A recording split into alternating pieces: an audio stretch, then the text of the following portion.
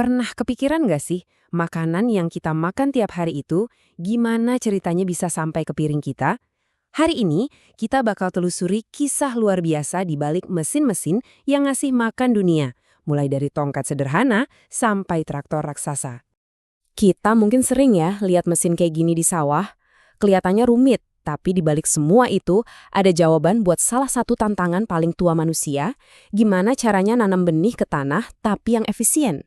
Tapi, gimana ceritanya kita bisa lompat dari alat sesederhana tongkat jadi mesin canggih begini? Nah, ini nggak terjadi dalam semalam. Biar ngerti, kita harus mundur jauh ke belakang, ke awal mula pertanian itu sendiri. Oke, siap? Kita mulai perjalanan kita dari alat yang paling dasar, dan kita lihat gimana tiap penemuan baru itu jadi fondasi buat teknologi canggih yang kita lihat sekarang. Alat tanam paling pertama itu ya pada dasarnya cuma tongkat yang diruncingin. Di banyak tempat alat ini dikenal dengan nama tugal.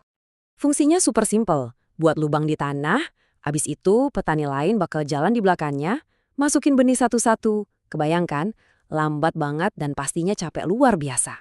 Nah, dari sini muncul ide cemerlang, gimana kalau proses bikin lobang sama masukin benih digabung aja jadi satu alat. Dari situlah lahir mesin tanam mekanis pertama yang didorong manusia. Cara kerjanya itu jenius banget buat zamannya. Jadi gini, ada roda depan yang muter pas didorong. Putaran roda ini, dia ngegerakin mekanisme di dalam kotak benih. Terus mekanisme ini bakal milih dan jatuhin benih satu persatu lewat corong.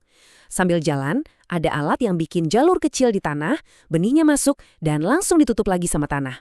Simple, tapi semua prinsip dasarnya ada di sini. Buka tanah, taruh benih, tutup lagi. Semua dalam satu gerakan. Tapi, revolusi yang sebenarnya itu terjadi pas kita ganti tenaga hewan dengan mesin traktor. Ini benar-benar mengubah segalanya. Kecepatan dan skala pertanian langsung meroket.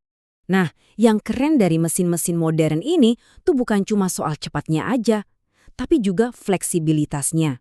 Mesin ini bisa disetting buat macam-macam gaya tanam loh, tergantung kebutuhannya apa. Jadi petani itu bisa milih, mau pakai sistem larikan, yang hasilnya nanti barisan tanaman yang rapat dan nyambung terus, atau sistem berkelompok, di mana benih ditanam dalam beberapa rumpun dengan jarak tertentu. Beda tanaman, beda cara. Oke, tadi kita ngomongin soal benih yang kering ya, tapi nggak semua tanaman itu mulainya dari benih. Ada juga contohnya padi yang awalnya itu bibit muda yang rapuh banget. Nah, ini butuh perlakuan khusus. Karena itulah diciptakan mesin khusus kayak mesin tanam padi ini. Tugasnya super spesifik. Mindahin bibit-bibit muda itu ke sawah tanpa merusaknya. Luar biasa kan? Oke, nanam udah beres, tanaman udah tumbuh besar. Sekarang tantangan berikutnya. Panen. Dan cerita inovasinya berlanjut lagi di sini dengan cara yang sama-sama keren. Sama kayak waktu nanam, buat panen pun ternyata ada mesinnya sendiri-sendiri. Setiap mesin didesain khusus buat mengatasi tantangan unik dari tiap jenis tanaman. Contohnya nih, mesin panen jagung. Teknologi di mesin ini tugasnya misahin tongkol dari batangnya. Ini tuh langkah pertama yang penting banget dalam perjalanan sereal jagung dari ladang sampai ke mangkok sarapan kita. Atau mesin lain kayak mesin pemotong rumput ini. Ini bukan buat halaman rumah ya, tapi didesain buat panen rumput secara efisien, buat dijadiin jerami atau pakan ternak. Dan daftarnya masih panjang banget. Ada mesin khusus buat tebu yang batangnya keras, mesin buat gali kentang dari dalam tanah, bahkan mesin buat panen kacang sampai buah-buahan yang pakai getaran biar buahnya jatuh dengan lembut. Keren banget.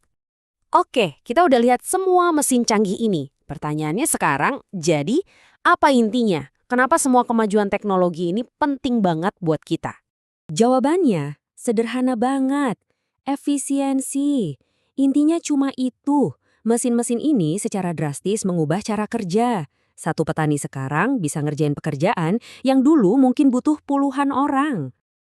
Lihat deh perbedaannya. Pertanian manual itu tenaganya manusia atau hewan. Lambat dan skalanya kecil. Cuma cukup buat makan keluarga.